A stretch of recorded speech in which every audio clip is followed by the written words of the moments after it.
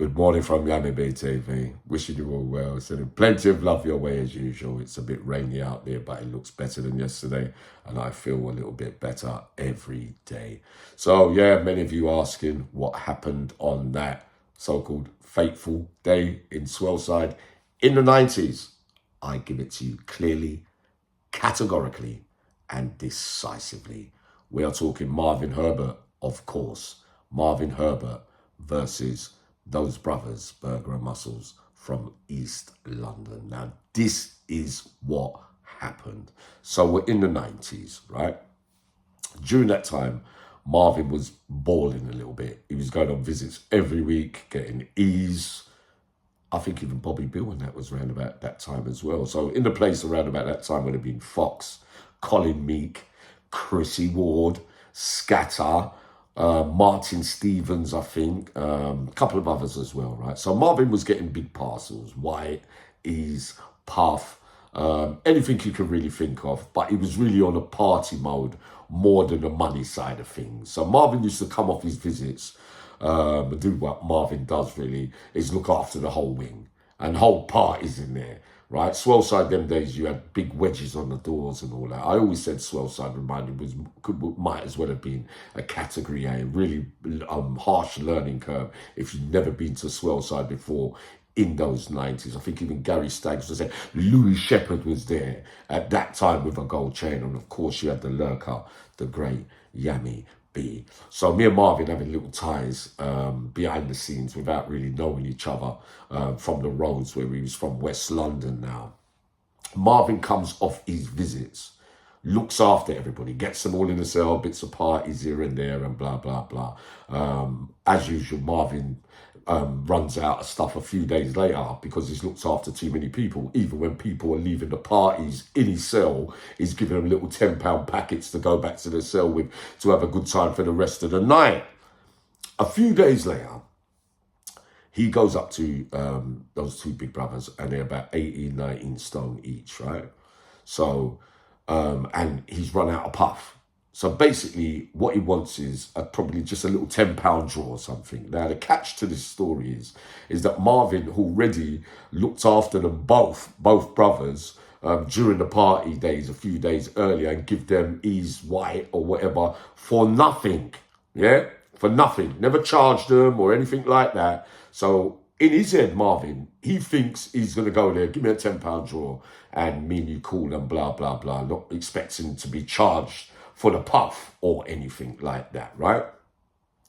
So the bigger one, Burg, gives him a £10 draw. Now, a couple of days later, Marvin's in the cell with a few people, right? I knock on the door. Burger comes in and says to him, yeah, you still owe me a tenner for that draw.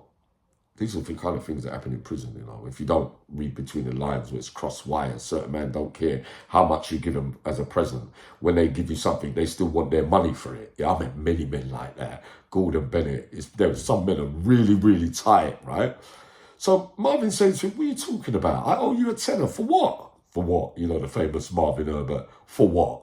Yeah, I gave you that puff and blah, blah, blah. Hey, listen, Marvin's saying to him, like, listen, what are going on with? I looked after, I give you a £50 piece for nothing of things and blah, blah, blah. I never charged you or anything like that. So there's a few people in the cell at that time. I think a geezer called Timmy Purcell was around at that time, and Johnny Dumford as well. Everybody was around at that time in Swellside, right? So I'm a little bit worried. I'm thinking, Marv, man, they're a bit big. You know, I know Marvin. Marvin used to go on the pads every morning. chrisward was a renowned kung fu fighter, right? Rest in peace, I hear now. But he used to be the one in the showers. When you go down the gym in Swellside, he'd be holding the pads and everybody take turns going on it and that. So Marvin used to like his little bit of boxing and going in there and doing his fitness training and that kind of stuff, right? So Burger said, listen, what are you making up? Why are you sounding getting all loud for and all that, right? So what happened next is the bigger one must come in, but he tried to come through the door kind of slyly, but he had a pan in his hand. But Marvin clocked it. He said, what are you trying to do? You're trying to sidewind. Everybody had come out the cell by this time, and they were coming out through the door onto the landing. But it felt like to Marvin, and maybe to a few of others, that Muscles was going to try and hit him with the pan from behind, right?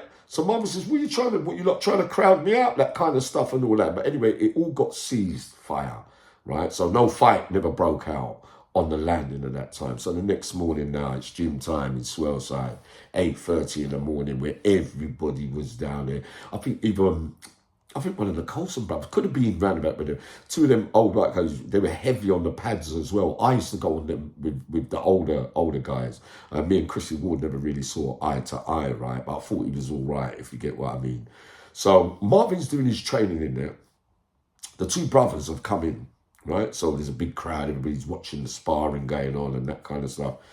Marvin, with his, got to be honest, his hype self during that time, turns around and says to Burger, "Oh, listen, what you saying then?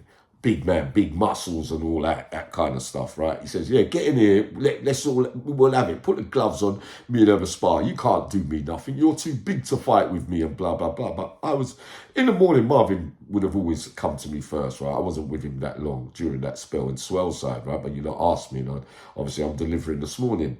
But he said to me, "Yami, follow me down to him." So when Marvin says follow, well, anyone says follow, but I'd have been walking with my tool thinking, well, what's going on, what plan's going on, who's it going to go off with and blah. So he must have had his own mind in check, thinking, you know what, Yami, I prefer to have Yami in the background and certain things. We know these things about me already. So when I get there, all these things taking place, I'm thinking, oh no, Marv, you ain't, because they're big guys. They could grab you, they could think, but Marvin's basically telling him, put the gloves on. He didn't look like he wanted to, right, at first, but where there was a big crowd, he had no choice. So I'm waiting and circling because I'm thinking, Marvin, if this comes unstuck, I'm thinking, what am I meant to do then? Because I never really minded the brothers. They were all right to me, if you get what I mean. But obviously, with the West London thing, with Marvin and many others that was there, obviously Marvin kind of had the run because he was getting the most gear at that time, right? So they started, Burg never really had much choice, so he put the gloves on, and basically Marvin didn't even really have to throw punches at him. He was just making him miss, making him look silly, making him swing, making him thing. The fight ended, right, with Burger with his hands on his knees, breathing heavy, and Marvin went like that to him. You see, I could have taken liberties with you, but I gave you a squeeze. Yeah? So next time, don't come and do that. If you want your puff, look, my man, give me a puff if you want. And Burger said, no, forget the puff. Again, a muscle man versus a boxer, even though I see Burger knock out a couple of geezers before, obviously, if he gets the first punch in and all that kind of stuff.